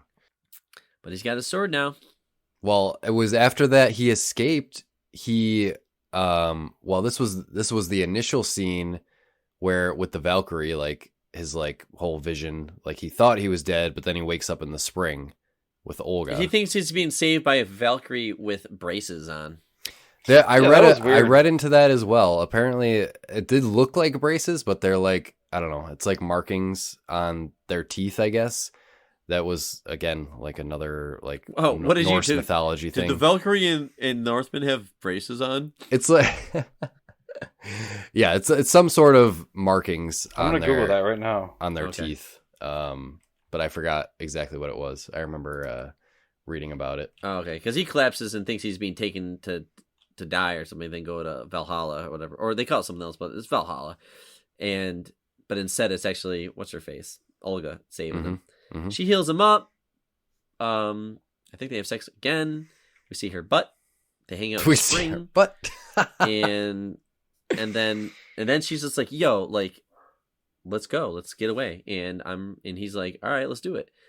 And somehow she's able to get horses and goes to meet people on a boat. I don't know how. She must have an iPhone or something like that, because I don't know how she's doing any of this stuff. She's got clothing for him. Well, and I think all this there's stuff. yeah, I don't know. I think there must be ships running, from to and from Iceland, either delivering supplies or whatever, because they do lie to the to the people running the ship, saying that they're Fjolnir's men, or part of Fjolnir's crew, and because they were like, oh, we're expecting more of Fjolnir's people or whatever, and they're like, no, just us. So Right. they did some sort of finagling to get on that ship. Okay. Oh, I have the answer for you. The Valkyrie who carries Amleth away does not have braces. They did not have. Yeah, they're dental markings. Yep. Based on the bodies in Viking graves. They've excavated skulls that have horizontal grooves carved in their teeth. The current hypothesis is that it was something to look cool, to look badass, and then they filled the grooves with some kind of pigment. It's like old school grills. Yeah. Yeah. The original. There was a old Viking named Harold Bluetooth, who may have been called that because of blue enamel grooves in his teeth. But that's funny. We'll never know. The original Bluetooth. Oh, not that kind of Bluetooth. Yep. Let's see. We're running long here, but we'll wrap it up. Well, we're at the end because we're at the end. Yeah. He's like, he chooses to go back. Like, you're gonna have kids. I'll be back. She's like, I'm gonna go kill him. And I'll be back. Which no. And she knows, and that's why she cries, and he jumps off, and he swims away, and he's ready to kill, and it's fucking great to watch him I love that it's in the dark too. It's just so some of the best scenes are because has to be so he can use the sword. The fire lighting, yeah, that's true. Yeah, the fire it makes a lot more sense, but I think that makes those scenes a lot cooler. But I don't know. Like the guy with the nose. The nose guy finally got it right through the fucking skull. The pup has turned into a dog or something like that, or and then he slowly, into his missing nose. Yep. That was good. That was nasty. I think at any point in here, like Amleth could have killed Fjornir. Like he's walking around the village. He's just murdering everybody. He's murdering all the guards are pretty much dead, and he makes his way into his hut, where his mom basically attacks him and tries to murder him, and then he kills her. That was actually pretty cool. I was gonna say this was the point where you can tell he reluctantly stabbed her. Like he didn't want to do it, but he had to do it. He reluctantly murders the other kid too that jumps on his back and repeatedly stabs him. Right. He was just trying to throw him off, and he just fucking slices him on the way down. Like 16 stabs later, he's like, I gotta get this shit off of me. Yeah, he's like, get the fuck off he's like, and he just grabs him and just slices his throat in the same action or something. I don't know what did he do? As he was like throwing him down, he threw him off, and he had the sword. Like he threw him off with one hand, had the sword in the other hand, and just fucking like shrink. Yeah. So. Yeah, I would have gotten him off after maybe two stabs in the back. I think that would have been my limit. I'm not Viking tough. Just slam him into the back wall and then you know, squish him until he drops in and say, "I will kill you if you don't stop." But it was cool. Yeah. It was cool. Fjolnir walks in, sees his wife and kid dead, and he's like, I thought like they were gonna have the fight right there, but then he just picks up his wife and son, and he's like, I'll see you at the gates of hell. I love that. That's so fucking badass. Yep. That's like something I've seen in anime where like they would be so dramatic about man. fight here. Oh, so cool. Like they need a fucking spectacle for their final showdown. But he's like in bad shape. Amleth. Oh, at this point. Yeah. It's like I said, like with Gladiator, or like now he's been stabbed, and how is he going to fight the bad guy? Yep. Like, while there are are so many parallels to Gladiator now that we're talking about it. Yep. Yeah.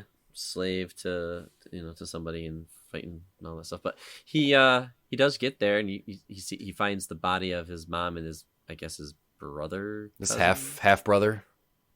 Half brother. His half brother. Yeah, half brother. Half brother cousin.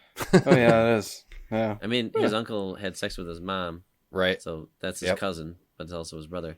But anyways, yeah, and then he walks up to a fucking volcano for a fight. Mm-hmm. Oh, so, yeah, this final showdown was the best. like you said, Brandon, it was like a fucking anime fight, you know, with the ash and everything, and like they're both fucking stripped down to like thongs or whatever they're wearing. Like they're not completely naked, but they're in, you know, it's like a true fucking. They should have been gladiator naked, showdown. Actually, yeah, like, I Eggars thought they probably wanted were them naked in that scene. He did want, Eggars wanted them to be naked, but they're nah. But I was like, this is fucking good shit. It was all right.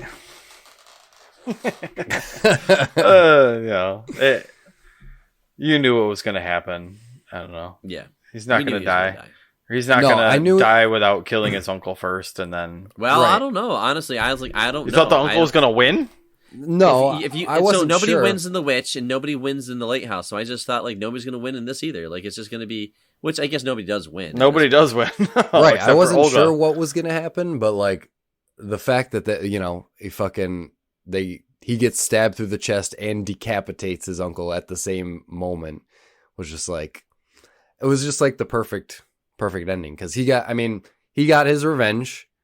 But you knew it wasn't gonna end well for him. I mean, to him, I guess dying in battle though. It was a happy ending, his father. Right? He died in battle. His whole thing. He avenged his father. Saved his he mom. knows, you know, he, like you said, he's got his seed planted, so he knows his kids will be safe. I think he cried a tear too, right? Like, which means that he Right. finally loved. He finally got a taste of love. He knows his kids will be safe now that Fjolnir's dead. Like nobody's coming after them, and he gets his fucking ride to Valhalla on a Valkyrie. I forgot there was something that the witch said and that Bjork said about crying his final tear or something like that too. I forget what the line was, but in the beginning she does make a comment with the whole initiation. Like fucking Willem Dafoe like caught his tear or whatever, and he was like saved it. Like you'll need to save this for, you know, like a later date or whatever. Mm-hmm.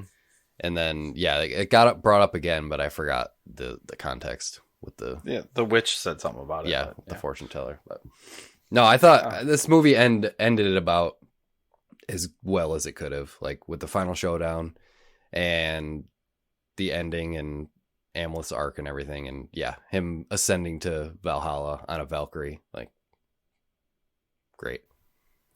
I mean, sure. When he gets up there and he walks in, it's just like, oh, look at you. How did you die? He's like, oh, I decapitated my uncle on a volcano. Like, right? Man, that you can just sit up there. That's cool. Through the chest. I got fucking killed in a swamp. That's lame. This guy fucking got killed in a volcano, you know? That's a Jarl. Yep. They have Jarls up there. That's it. Everybody dies happily ever after.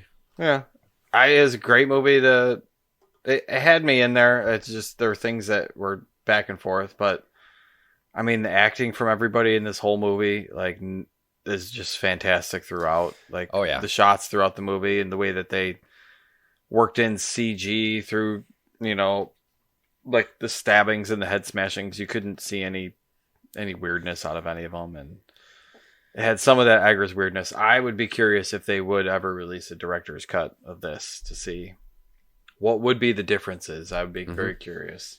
No, that would be really cool. Yeah, I feel like I said it at the top, but that touch of Eggars weirdness, the awesome action cinematography, the story with I thought the story was great. Amleth's arc, the twist with his mother and everything. I think it had a little bit of everything. It was an epic story, you know, spanning time and, you know, different places in the world. So I thought it was great. I really enjoyed it. I'm glad you liked it so much, man. That's cool, because it's like that's what I'm liking about these newer directors. We talked about this many times, but like even though these movies aren't like feel good movies or maybe even watchable again, like you experience them and then you kind of move on. But I really like this.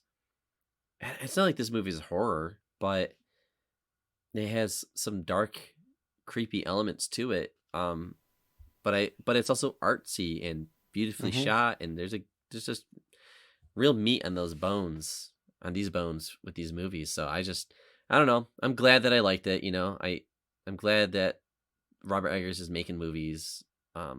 And I think it's awesome. I like him as much as I would probably like Nolan or Tarantino. Like it's a name that I'm just gonna watch. I mean, he's only done 3, Mhm. but so far it's just like, and I didn't even like Witch, but I it's still like I'm glad I watched it, you know. And He he's doing does the do some Nos- good shit. He's doing the Nosferatu remake too. Yeah, Is he so- really? Next, yep. Oh, That's next I am up all for him. in on that one. Yeah, this Right, dude you makes get some excited. good stuff. Yeah. So you get excited with these new directors. Like- There's just been some fun movies that have been coming out. Yeah, and you don't even need to know what the Different. movie's about. You just need to know that, like, they're making something and they're making something Exactly. like, that you Yeah. like. So, I don't know. There is a quote here about the director's cut.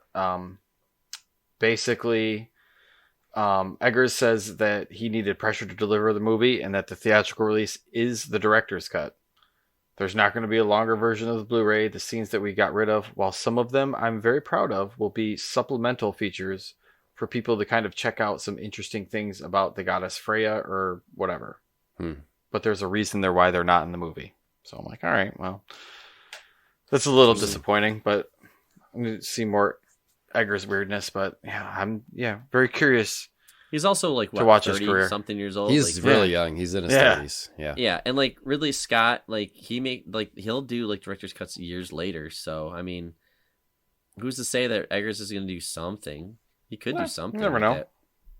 Reorganize some of the timing and editing and length of some scenes. Who knows? So I wouldn't say that's no forever. That's my thought. Yep. Keep Looks making. kind of Viking-y too. I never thought that he would look like that, but I was just gonna say keep making original shit, but Nosferatu's a remake, which is his next movie, but it's gonna have that Robert Eggers touch to it. I could see that getting weird though. So Mhm. Yeah, and like fucking Nosferatu's from what, the 30s or something, the original movie. Might be no. I think it's even older. There's a whole. It's a creepy silent boat scene. It's a silent movie. Yeah. Yep. So one super early. So I think that is due for a remake. You know, I think it's Well, been there long was, enough. 1929. there Wow. was a movie It's about crazy. that movie, and it had Willem Dafoe in it, and it was basically the making of Nosferatu, and it's it's basically Dracula. It's a vampire movie, and Willem Dafoe, while he wasn't in the original, he was in this movie where he's actually a vampire, playing a vampire in the movie. So he's actually going around killing people while he's acting as a vampire in this movie.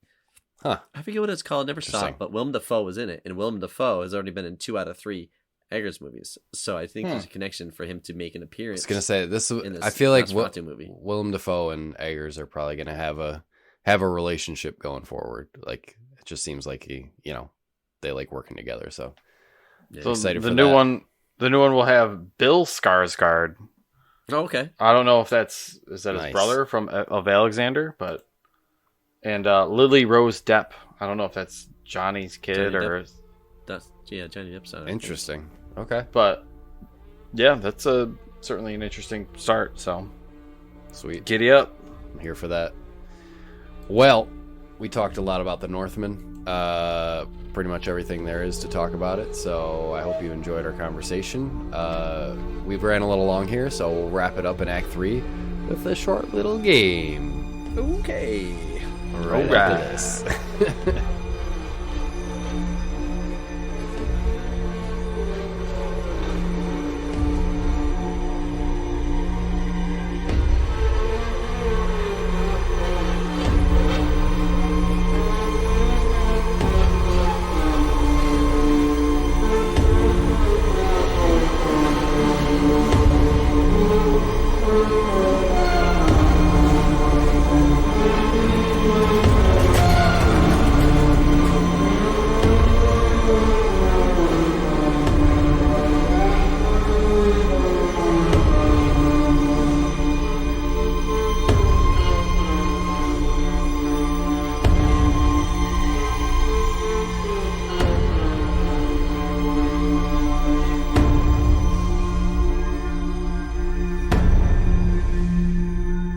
And we are back with Act 3 with a game.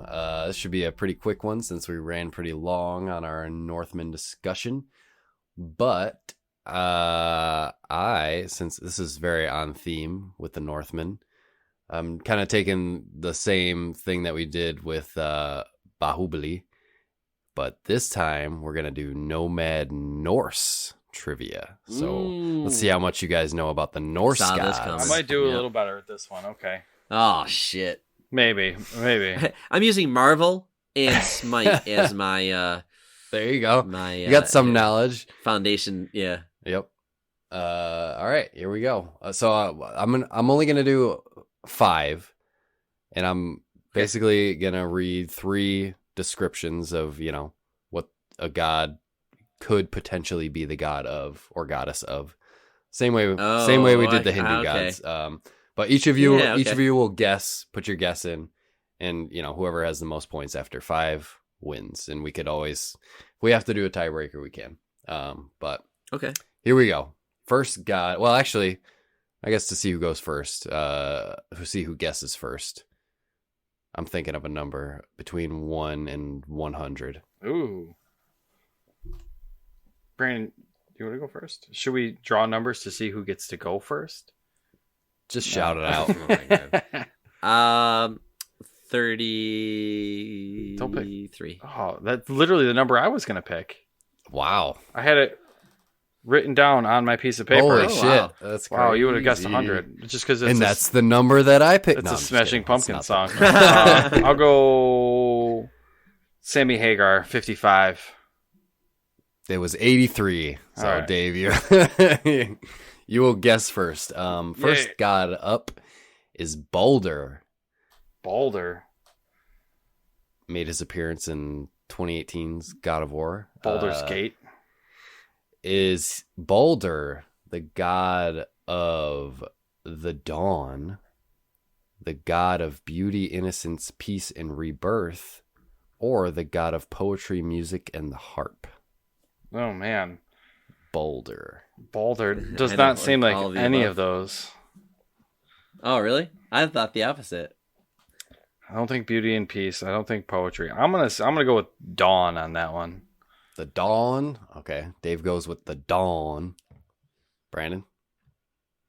My pick would be of poetry and stuff. Your pick was And the god of poetry, and music, stuff. and the harp? Yeah. Well, you are both incorrect. Oh, Baldur is the Peace. god of beauty, innocence, peace, and rebirth. man, Kratos is just murdering them. I'm assuming. Compared to the other two. I guess they took some liberties in God of War. But, well, You got to be killed to be rebirthed, right. motherfucker. Yeah. Yeah, that's why he keeps coming back. Yeah. So 0-0 for a good start, but it's all right. We got 4 more. And well, just quick recap. In God of War, is he the first guy that you fight? Which guy is he in? Spoilers, but yes, he's like the stranger that shows up. Oh, okay. That would have. Oh, that's who that is. Okay, Yeah. cool. Oh, I was like, yeah, what is this guy's friggin' attitude? Mhm. Yep. All right. Well, let's pick another person that appeared in God of War 2018. Freya. Do you think Freya is the goddess of spring, the goddess of marriage and motherhood, or the goddess of love, fertility, and battle? Brandon, you can guess first on this one. I'm sorry, what was the first one? It was the goddess of old age. No. No, okay, it's, spring. Sorry, spring. Spring. Sorry. Okay. Yeah, it was the spring. Goddess of Spring sounded right to me when you said it, but then the last one felt better, and that was birth and battle. Or That was something, goddess of and love, battle. fertility, and battle. Yeah, so I'll go with that. That's the same one I had marked on over here. I'm gonna go with the same. Same? Sorry, it's boring, but love, fertility, and battle is my choice as well. Well, you are both correct. Freya is the Yes. goddess of love, fertility, and battle. It sounds very yeah, Viking. she's in Smite.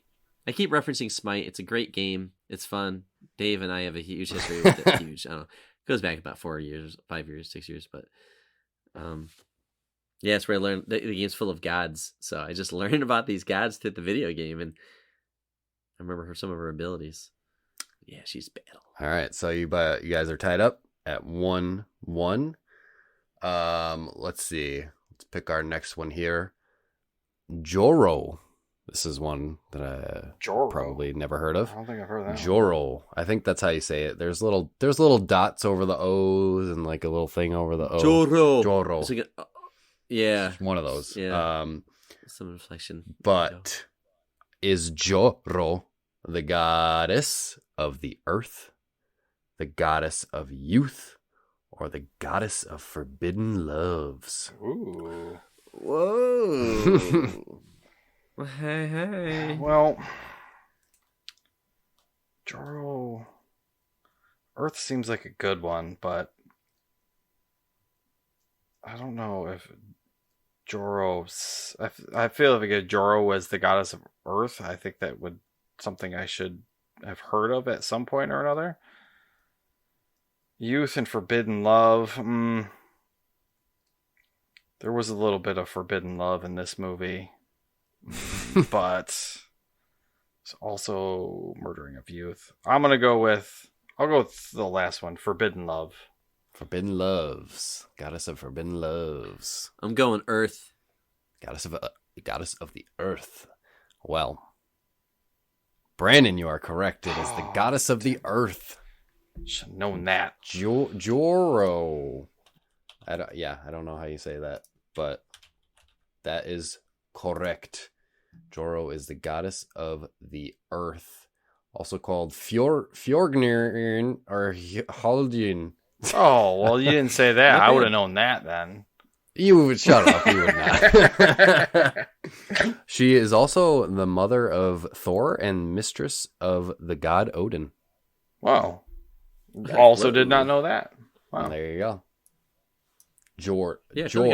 I feel Maybe like it's Jord. should I don't know know. her. Whatever. Either way, goddess of the earth. Brandon's up 1-2 or 2-1. Sorry. So we're through 3 on this one. All right, next one. Dave's up on this one. No, Brandon's up. Brandon guesses first. No. Dave gets to. Oh, yep. Wait. I get the guess first. Yeah, sorry. Oh, yeah, Yep. yeah. I guess That's forbidden law. Well, I'm glad you guys are keeping track. Mm-hmm. All right. We're looking at who is Magni. Magni was also in God of War. I'll give you a hint there. Magni. Magma. Was Magni the god of the moon, the god of strength, or the god of wisdom?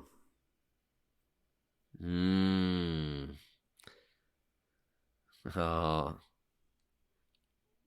Is this a dude? God, yes. It is a dude. God of Dude moon? god. God. Does this god have a wiener? I don't know. I can't confirm. Do gods have wieners? Probably, of course. Yep. They have kids, Right? You know? Yeah. Is it God of moon, god of strength, or god of wisdom? Magni. I want to just have fun with it and go with moon. All right, god of Does moon. sound fun. Just because I feel like you would look at the moon a lot as a Viking out there. Well, I know. There's got to be a god for it. Well, Magnus in Smite is like the forger of the gods. He's like a weaponsmith and stuff like that. So I'm gonna go with strength. Yeah. Yeah. So okay. Look at you, I don't know. Fucking It's scholar over it's there. my Smite knowledge. Indiana Dave.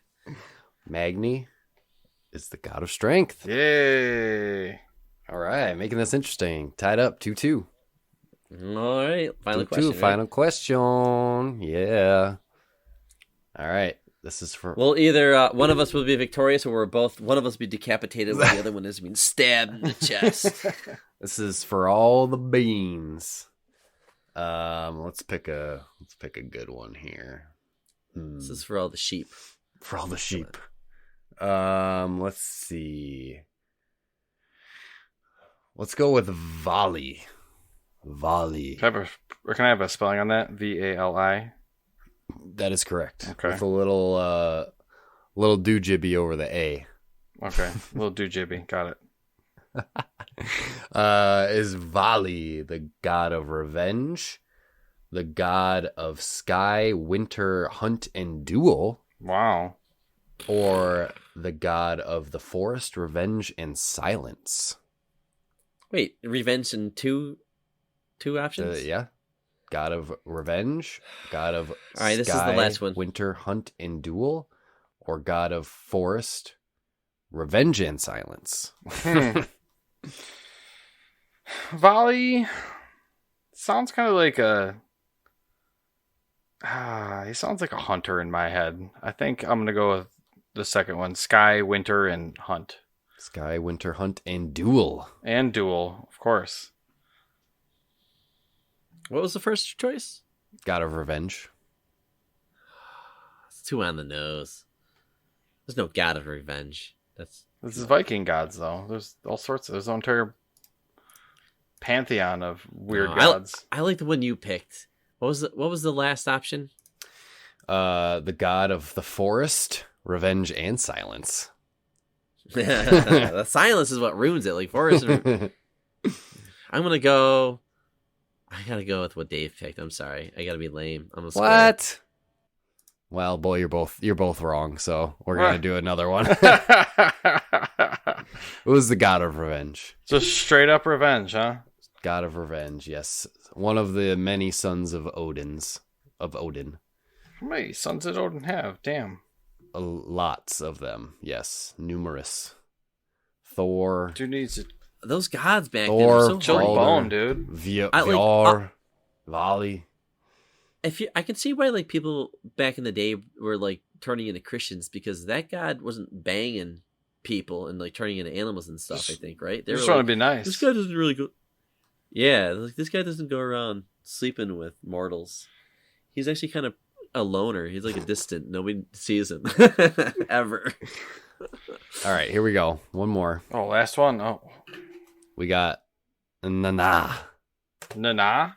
Nana. Make him say na na na na.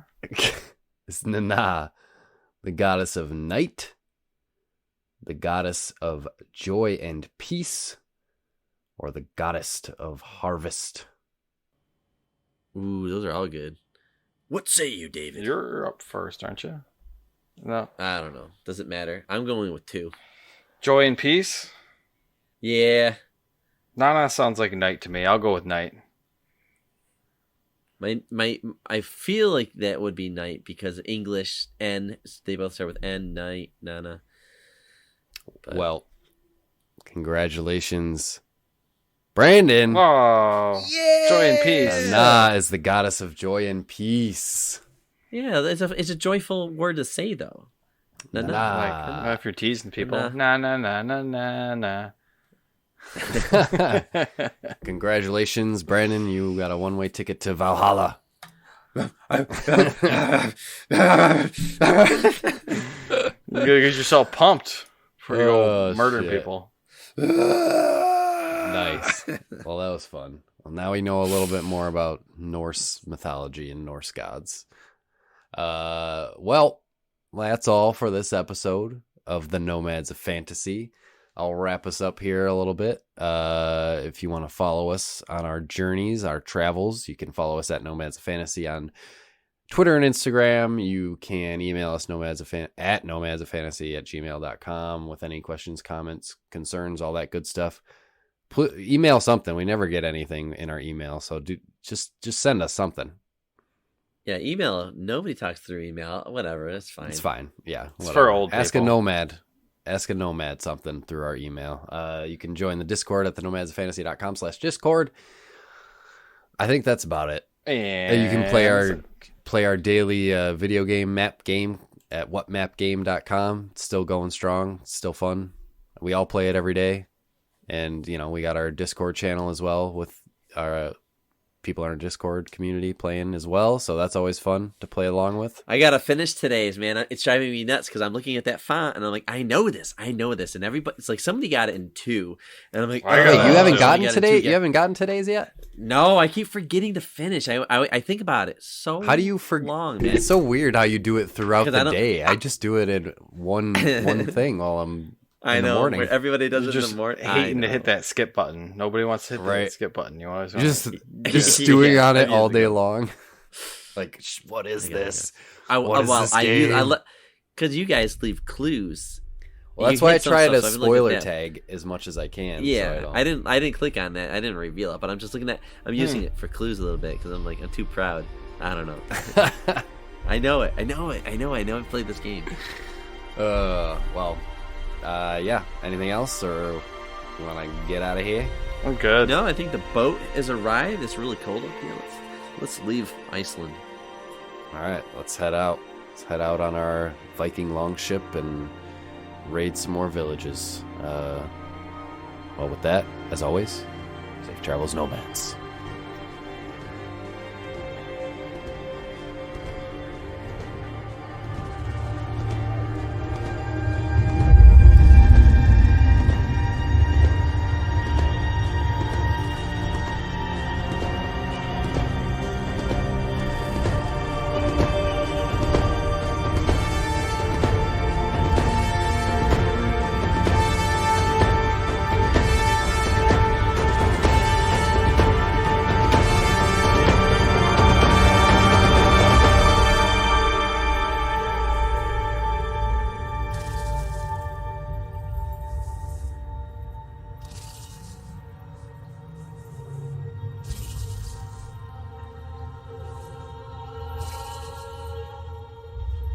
Prowling shadow, snare of my people.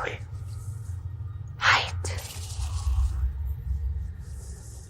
Even though your brother stole my eyes, I see you. I am no one's brother. It is not enough to be the man that never cries, Prince, unless the prince that turned from his fate, a beast that cares for naught, a beast that brings tears from the eyes of man. Now remember, for whom you shed your last teardrop. Remember the oath to right the wrong. Remember the Raven King. Remember. Remember. It contains the salty ocean you must sail upon to the edge of the world. It feeds the freezing river of hate that runs in my veins. It will take you to an island in the north, where there will spring a burning lake, bursting from a black mountain's peak. There, I will drown my father's killer. Follow the vixen's tail to the dwelling of the Ancient One, to seek the fated sword that matches your brutal rage.